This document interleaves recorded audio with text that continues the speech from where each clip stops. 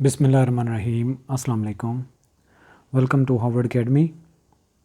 हम inspector inland revenue की preparation कर रहे हैं और आज का हमारा लेक्चर इनकम टैक्स ऑर्डिनेंस 2001 में से है और सोर्सेज ऑफ इनकम में income from property. Last lecture से ऑनवर्ड हमारा थोड़ा गैप आया था, हमने दूसरी तरफ कुछ चीज़ें कवर की थी, तो उसी से कंटिन्यू करेंगे। लास्ट लेक्चर में हमने जो बात की हुई थी, कुछ उसमें पॉइंट्स थे, टिपिकल पॉइंट्स थे, जैसा कि अगर आप एक्रूअल बेसिस पे अकाउंटिंग कर रहे हैं, एक्रूअल बेसिस ऑफ अकाउंटिंग का मतलब ये होता है कि आपकी कोई चीज़ एक्रू हो तो आपको भले वो फिज़िकली कैश मिले या ना मिले, आप उसको यही समझते हैं कि ये चीज़ आपको मिल चुकी है। अब उसकी एग्जांपल ये है कि अब हम फ़र्ज़ किया अज्यूम करते हैं कि हम चल रहे हैं सितंबर 2021 में, तो हमारा ये पिछला साल कंप्लीट हो जाता है और जितना टाइम पीरियड हमारा कंप्लीट हुआ, हमारा किसी के साथ एग्रीमेंट था कि जब एक साल ख़त्म होगा तो आपने, या बल्कि आप ये समझें कि एक साल एंड होता है तो हमारी इतनी अमाउंट आपके पास ड्यू हो जाएगी, तो पेमेंट आपने बाद में करनी है। तो अब एक साल उसने बिल्डिंग को इस्तेमाल किया टेनेंट ने, तो हम ये एज्यूम कर लेते हैं, हमने अपनी रिटर्न जो जमा करनी थी या हमने अपनी जो इनकम काउंट की थी, कैलकुलेट की थी, उस पे हमने ये एज्यूम कर लिया कि वो अमाउंट जो हमारी ड्यू थी हमें मिल गई है। तो ये अगर फिज़िकली हमें कैश नहीं भी मिला तो हमने अपने अकाउंट्स में ये चीज़ उसको इनिशिएट कर दिया, यानी कि एक्रू कर दिया कि हमारी ये अमाउंट ड्यू है, तो ये हमने समझ लिया कि रिसीव हो गई। लेटर ऑन हमें पता चलता है कि वो टेनेंट की डेथ हो गई, उसने कुछ ड्यूज़ क्लियर ही नहीं किए थे, तो यहाँ पे लॉसेस हो जाते हैं।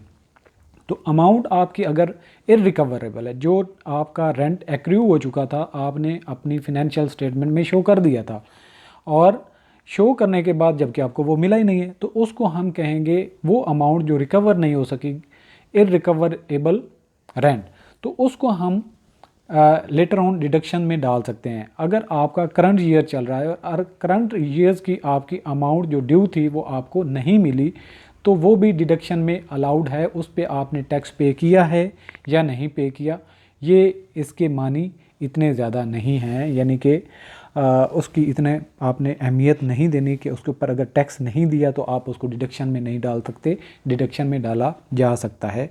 ये हमारा पॉइंट नंबर 1 कहता है। लेटर ऑन आपने एक चीज़ अज्यूम करनी है कि अगर आपकी डिडक्शंस अलाउ हैं इनकम फ्रॉम प्रॉपर्टी से, और जबकि आपकी इनकम फ्रॉम प्रॉपर्टी में इतनी इनकम सफिशेंट नहीं है कि जो आपकी डिडक्शंस को अलाउड करे, लेकिन ये शर्त ज़रूरी है कि आपकी जो डिडक्शंस होंगी वो आपकी इनकम फ्रॉम प्रॉपर्टी से ही आपको अलाउड हैं। ये नहीं है कि आपकी इनकम फ्रॉम बिजनेस वो ज़्यादा शो हो रही है तो आप डिडक्शंस जो अलाउड हैं इनकम फ्रॉम प्रॉपर्टी से वो वहाँ से माइनस करें, ये बिल्कुल भी अलाउड नहीं है।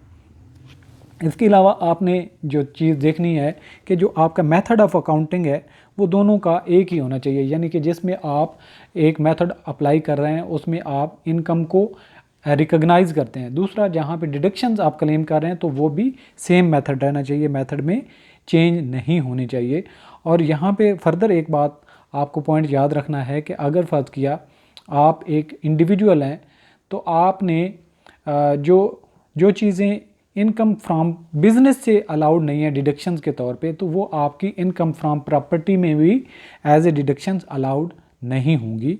और अगर फ़र्ज़ किया यहाँ पे नोट में अगर आप देखें तो यहाँ पे एक चीज़ मेंशन्ड है कि अगर एक इंडिविजुअल ने ये अपना ऑप्शन दिया हुआ है कि उसको, यानी कि अंडर सेक्शन 15A उसने ऑप्शन दिया हुआ है कि वो नॉर्मल टैक्स रिजाइम, NTR का मतलब होता है नॉर्मल टैक्स रिजाइम के मुताबिक ट्रीट किया जाए, तो वो STR के मुताबिक उसको ट्रीट नहीं किया जाएगा। अगर वो NTR से फ़ायदा उठा रहा है तो NTR के मुताबिक ही उसको डील किया जाएगा, उसको separate tax regime being individual या एसोसिएशन ऑफ पर्सन अलग से ट्रीट नहीं किया जाएगा।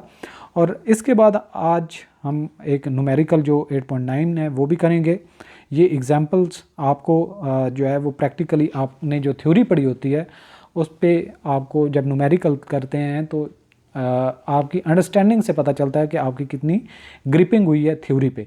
तो देखते हैं लेटर ऑन मैं उस पर डिस्कस भी करता हूँ कि किस पॉइंट को किस तरीके से हमने डिस्कस करना है या उसको कैलकुलेट करना है, फिर न्यूमेरिकल को हम सॉल्व करते हैं।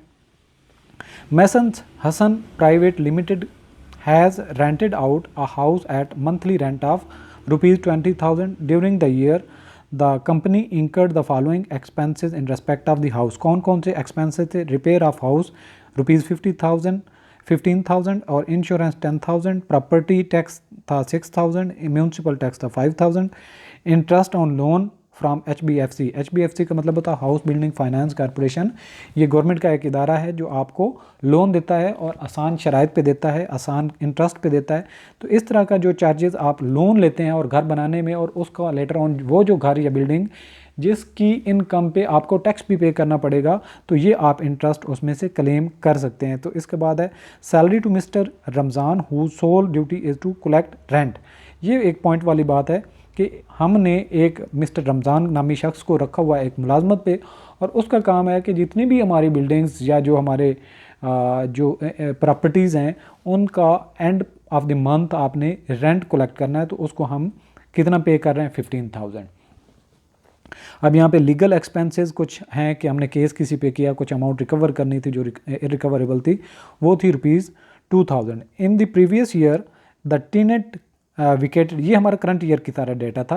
20,000 रुपीज़ जो है पर मंथ हमने रेंट पे दिया हुआ है। अब एक पिछला किराएदार था, उसने क्या किया था, उसने घर खाली कर दिया था without paying rent of ₹15,000 per month. 2 महीनों का 2 मंथ का जो अमाउंट थी वो पेंडिंग थी, जो कि 15,000 पर मंथ, यानी कि टोटल 15,000 मल्टीप्लाई बाय 2, तो ये 30,000 हमारा रिकवर नहीं हुआ था पिछले टेनेंट की वजह से, which could not be recovered. वो लेटर ऑन ये लीगल स्टेप्स भी लिए लेकिन रिकवर नहीं हो सका। तो फिर क्या किया? Compute the amount which is chargeable to tax under the head income from property. तो ये आपने कैलकुलेट करना है इनकम फ्रॉम प्रॉपर्टी के ऊपर हमें कितना टैक्स पे करना पड़ेगा। तो हम इस न्यूमेरिकल को पहले सॉल्व करने की कोशिश करते हैं। सबसे पहले हमने देखना है RCT हमारा क्या है, सॉल्यूशन। RCT मतलब रेंट चार्जेबल टू टैक्स, तो 20,000 पर मंथ है हमारा रेंट और मल्टीप्लाई बाय 12, तो ये हमारा बन जाएगा 2,40,000। ये हमारा रेंट चार्जेबल टू टैक्स। अब इसमें से हमने डिडक्शंस कौन कौन सी अलाउड हैं, लेस हम उसमें से कर लेते हैं, यानी कि अलाउंसेस कौन कौन से हैं। इसमें से रिपेयर अलाउंस है। रिपेयर का हमने पढ़ा था कि जितना आप RCT है उसका 1/5 आपका अलाउड है, 1/5 ऑफ 2,40,000 जो ऊपर हमने कैलकुलेट किया, और ये अमाउंट बनती है 48,000। यानी कि इसमें इररेस्पेक्टिव आप हमारे रिपेयर के एक्सपेंसेस कितने थे? 15,000, लेकिन हमने जो अलाउड है 1/5 ऑफ RCT, तो वो बन जाता है 48,000। इसके बाद आ जाता है जी इनकम इंश्योरेंस प्रीमियम। इंश्योरेंस के जो खर्चे हैं वो भी अलाउड हैं, वो कितने हैं? 10,000। और इसके बाद आ जाता है जी प्रॉपर्टी टैक्स। प्रॉपर्टी टैक्स कितना है हमारा? 6,000, ये भी अलाउड है। म्यूनिसिपल टैक्स है, ये हमारा 5,000 है। ब्रैकेट का मतलब है कि ये जो हमें यहाँ पे, अच्छा म्यूनिसिपल टैक्स है, और उसके बाद है इंटरेस्ट ऑन लोन जो HBFC से लिया था, यानी कि इंटरेस्ट टू HBFC, ये अमाउंट थी 12,000 की। और इसके बाद हमारा था रेंट के कलेक्शन के चार्जेस थे। ये पहले लीगल एक्सपेंसेस डाल देते हैं, लीगल एक्सपेंसेस ये 2,000 के थे। और इसके बाद हमारे थे इररिकवरेबल अमाउंट जो थी वो भी डाल लेते हैं, फिर उसको दूसरा अगला देखें। इररिकवरेबल अमाउंट वो थी 30,000 जो 2 महीनों की थी, 15,000 पर मंथ, तो ये टोटल 30,000 जो रिकवर नहीं हो सकी थी। अच्छा यहाँ पे, और इसके बाद है रेंट कलेक्शन चार्जेस, वो हमें RCT का 4% अलाउड है। ये इसको मैं आगे लेके चलता हूँ, यानी कि rent collection charges, rent collection charges ये थे। रेंट चार्जेबल टू टैक्स कितना है 2,40,000 मल्टीप्लाई 4%, और ये बनता है हमारा इक्वल टू 9600। जबकि हमारे चार्जेस कितने आए थे, हमें रेंट कलेक्शन के चार्जेस वो ज़्यादा थे। तो हमें अब यहाँ पे है कि 4% या फिर जो आप चार्जेस कलेक्ट करते हैं इनमें से जो लोअर हो, तो हमने 9600 लोअर ऑफ 9600 और अमाउंट थी 15,000 जो उसको सैलरी हम दे रहे थे, तो 9600 हम इसको अलाउड करवा लेंगे क्योंकि ये कम है। तो अब हम सारी जो माइनस होने वाली अमाउंट्स हैं इनको प्लस करते हैं, यानी ऐड करते हैं, तो टोटल हमारा जो डिडक्शन आएगी वो बन जाएगी 1,22,600। इसको आप कैलकुलेट कर सकते हैं। अब 2,40,000 रेंट चार्जेबल टू टैक्स में से माइनस करेंगे तो 1,17,400 जो है हमारा taxable income from property, taxable income from property, तो ये बन जाएगी जो, यानी कि सोर्सेज ऑफ इनकम हम काउंट करते हैं तो उसमें ये चीज़ आती है। तो ये आ जाता है। इसके बाद जो हमारी नोट करने वाली चीज़ें हैं, नंबर 1 सबसे पहले कि एक्चुअल एक्सपेंसेस ऑन रिपेयर, यानी कि जो एक्चुअल एक्सपेंसेस होते हैं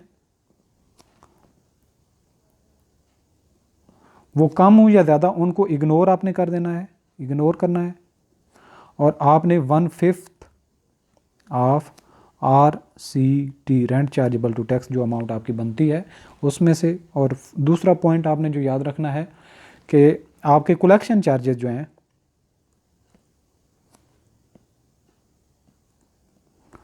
लेसर ऑफ, यानी कि इन दोनों में से जो कम होगा एक्चुअल और 4% ऑफ RCT, ठीक है। तो ये आपका जो है ये पॉइंट हो जाएगा। और एक और पॉइंट आपका तीसरा जो है आपके कलेक्शन जो अमाउंट रिकवर नहीं होती, अमाउंट नॉट रिकवरेबल, वो भी आप उसमें से माइनस करते हैं। जैसा कि एक इंडिविजुअल जो टेनेंट था वो छोड़ के चला गया था और उसके 15,000 पर मंथ थे और 2 महीनों की उसके रेंट रहता था, तो वो हमने इसमें से डिडक्शंस कर ली। तो इस तरीके से ये हमारा न्यूमेरिकल भी सॉल्व हो जाता है जो हमने यहाँ पे देखा। तो अब आप दोबारा न्यूमेरिकल को देख सकते हैं कि इसकी क्या चीज़ें थी और हमने हर एक की एंट्री की ट्रीटमेंट कैसे की। तो इस तरीके से आपने इन पॉइंट्स को भी माइंड में रखना है, क्योंकि जब आपका एग्ज़ाम होगा तो उसमें से कुछ ऐसे ही पॉइंट्स समटाइम पूछे जाते हैं। ऑल द बेस्ट, अल्लाह हाफ़िज़।